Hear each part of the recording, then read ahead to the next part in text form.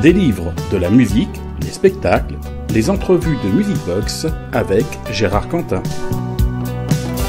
Musicbox. Éric Grange, donc vous publiez ce livre « Et mon cœur attira les richesses du monde » aux éditions Le Duc. Vous êtes également l'auteur de « Et mon cœur se mit à battre ». Alors le cœur, bien sûr, au centre de ces deux romans.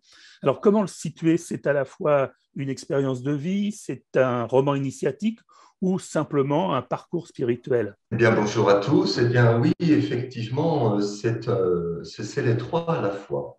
C'est-à-dire que mon idée de départ a été de témoigner de mon chemin, qui est assez singulier par les transformations professionnelles et personnelles que j'ai eues.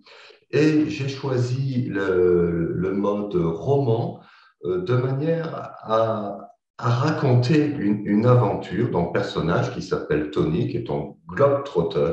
Je l'appelle le globe-trotter spirituel parce qu'il va faire des expériences auprès de personnalités du monde entier.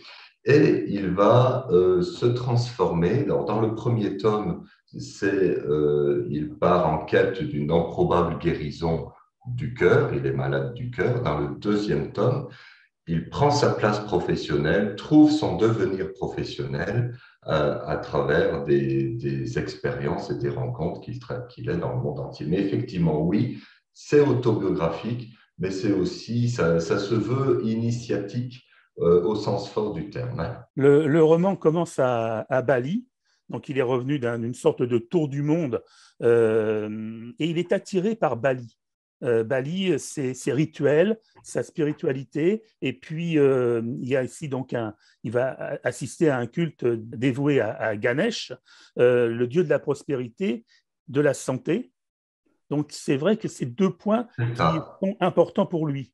Alors, j'ai été, à titre personnel, profondément touché par cette île de Bali, qui est une île dont l'équilibre social est fondé sur la spiritualité, c'est-à-dire dès que l'individu sort du ventre de sa mère, il rentre dans un continuum de cérémonies. Alors, ils sont beaucoup plus forts que chez nous en France, où on a quand même pas mal de jours fériés. Là-bas, à Bali, il y a à peu près une centaine de jours fériés par an qui correspondent au nombre de cérémonies qu'il y a dans l'année. Donc, en fait, le Balinais est constamment entre deux cérémonies. Et en fait, tout est ritualisé. C'est ce qui m'a beaucoup plu. Et cela donne cette douceur que l'on aime sur cette île-là, avec cette population qui arrondit les angles, qui sourit tout le temps. Cela fait plus de 15 ans que je vais sur cette île. Je n'ai jamais vu un Balinais se mettre en colère, et quand des fois il y a des choses qui ne se passent pas comme moi je l'avais prévu, ils ont une manière très flexible, très fluide de sortir de ce qui pourrait être un conflit ou une tension chez nous. Et en tout état de cause, pour revenir au livre, il y a des rituels sur place qui sont effectivement prédestinés pour la guérison ou pour le devenir personnel. C'est-à-dire que le rituel à Ganesh, que l'on appelle Agni-Hotra, c'est un très vieux rituel hindouiste. Ganesh, c'est le dieu qui bouscule les obstacles. Et en fait, j'ai pu avoir l'occasion de faire ce rituel plusieurs fois sur place, où on récite des mantras, où on jette du riz dans le feu, parce que le riz, c'est le symbole de la prospérité, et le feu emmène nos prières et nos invocations et nos appels vers les essences supérieures, vers les dimensions supérieures, on va dire. Donc, on est éminemment dans une dynamique spirituelle, et ce sont des rituels qui, pour moi, avec notre vision occidentale, travaille beaucoup sur l'inconscient, c'est-à-dire que pour changer de vie, nous devons, en quelque sorte, ensemencer notre inconscient pour qu'il se programme, on va dire, de façon différente et fasse que notre vie change. Alors, est-ce qu'il faut être introduit pour des Européens ou des non-balinais pour aller à ces cérémonies?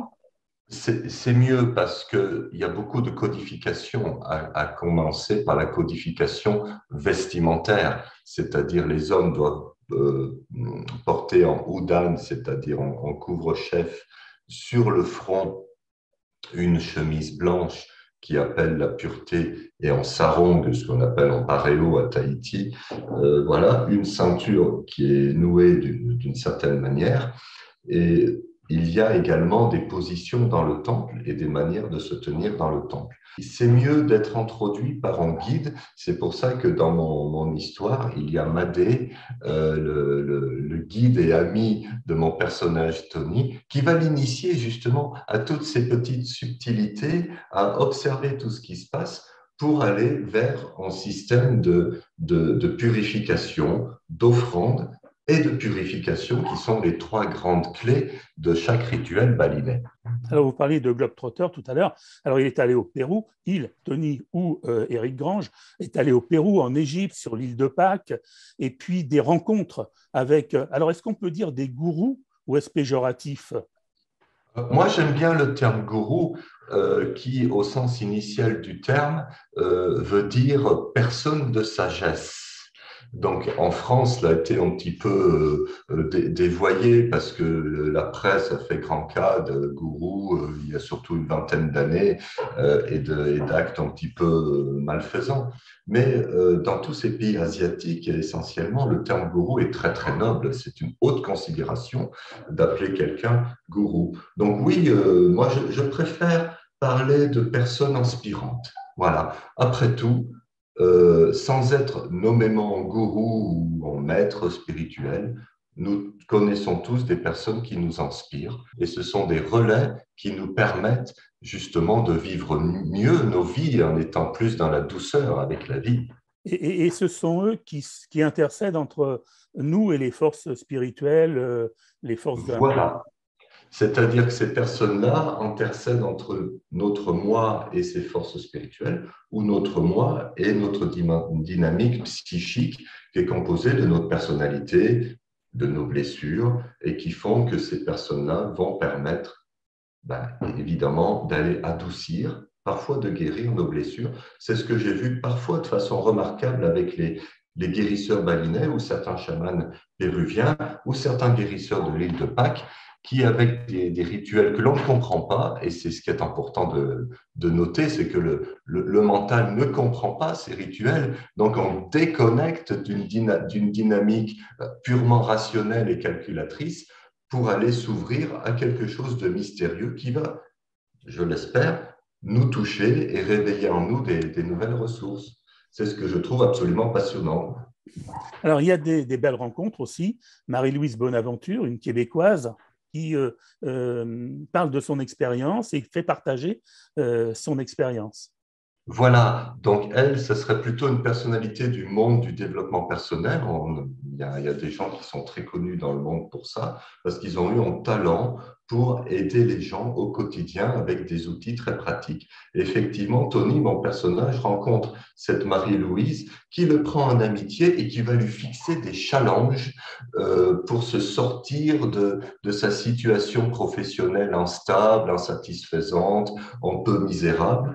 Il va en quelque sorte le provoquer positivement pour lui faire casser ces scénarios dans lesquels il s'enferme et s'ouvrir justement à quelque chose de plus grand en termes de perspective professionnelle. Est-ce que l'on peut dire à un certain moment, et je crois que c'est Marie-Louise Bonaventure qui lui dit ça, tu n'es pas allé jusqu'au bout du tunnel. C'est quoi le bout du tunnel? En fait, c'est le tunnel de nos conditionnements. Nous sommes issus chacun d'un héritage familial, conscient ou inconscient.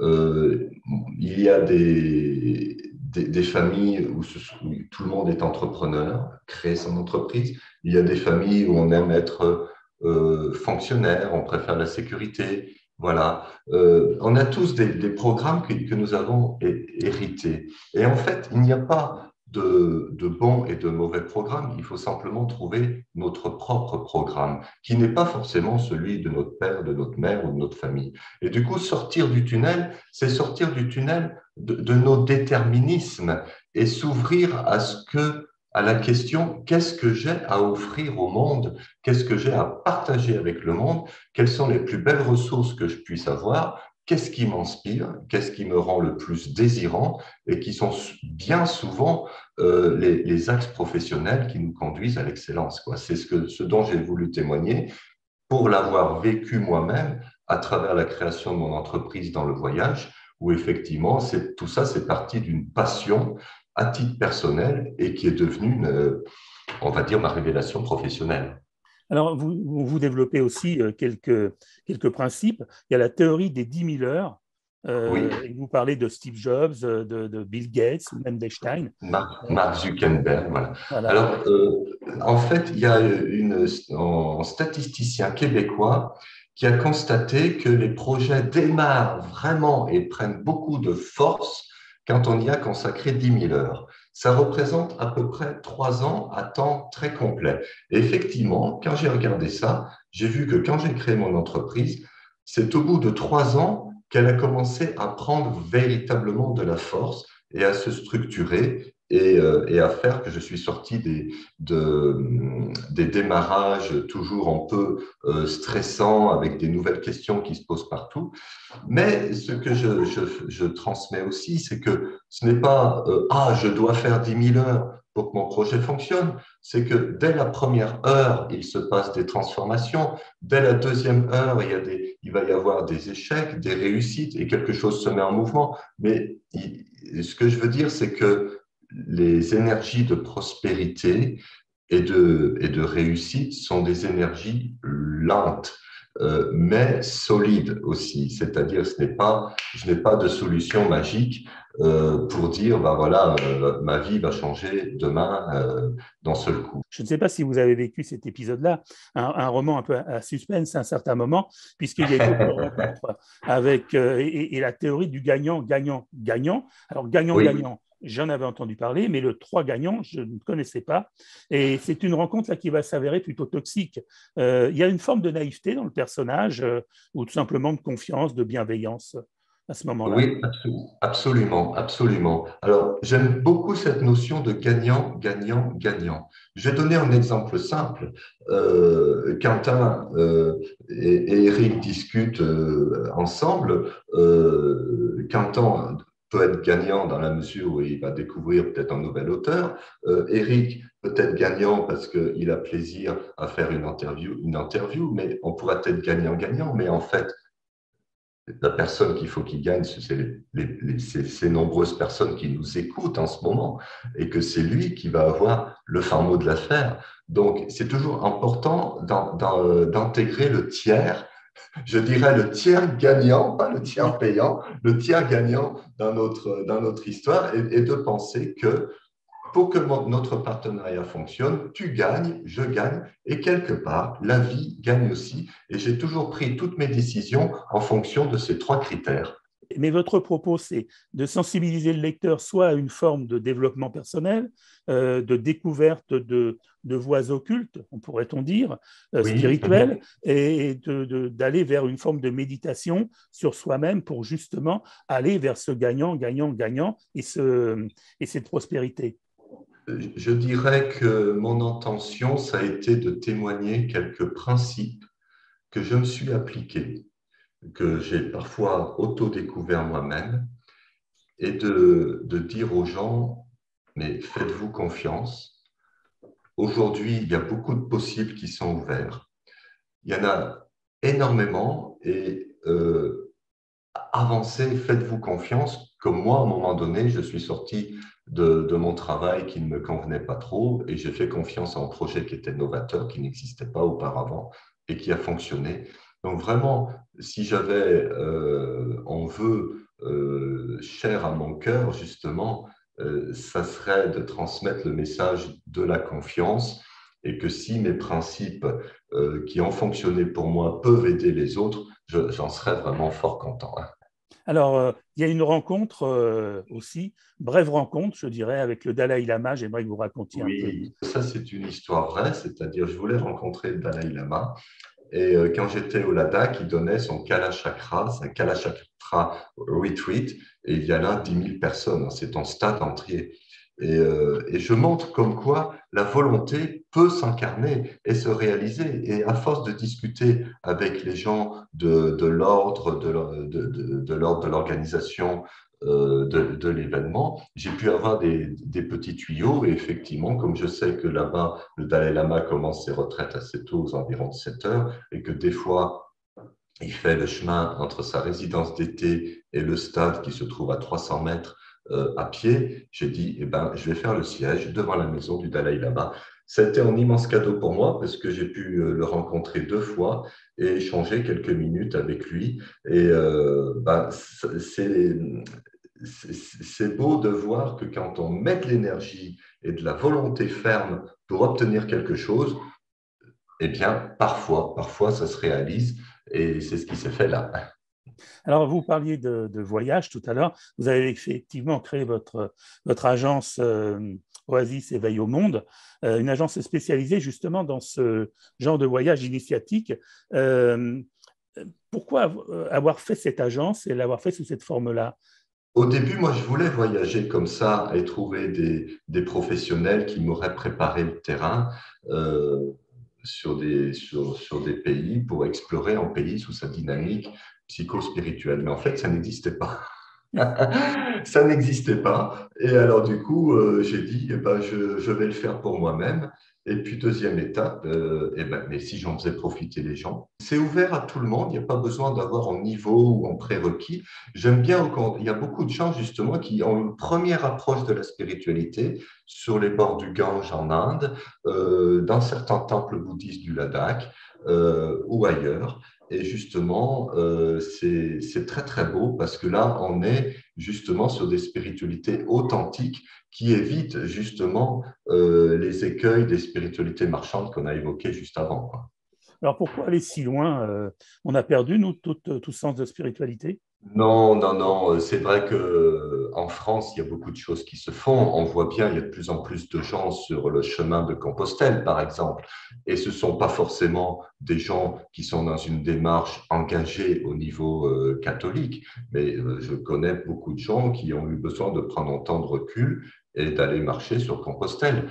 Personnellement, j'ai toujours été curieux de ce qui se passait à l'étranger parce que je trouve que l'étranger, parce qu'il nous met dans un contexte différent, c'est comme un projecteur qui changeait de place et qui fait que nous découvrons des dimensions de nous-mêmes inconnues et que je trouve que c'est plus puissant, en tout cas ça a été ça, comme ça dans mon histoire, c'est plus puissant d'aller dans des espaces qui sont vraiment différents de ce que l'on connaît ordinairement, je dirais. Voilà, donc ben, écoutez, Et mon cœur attira les richesses du monde. C'est un livre qui permet de voyager aussi, Oui, de voyager à la fois, de découvrir des lieux, des paysages, des cultures, et puis en même temps de voyager dans son intérieur à soi et peut-être de se voilà. sentir mieux en harmonie avec le monde qui est quelquefois un peu chaotique et Oui. capricieux. Merci beaucoup, C'est un Éric message Lagrange. d'espoir. Merci beaucoup.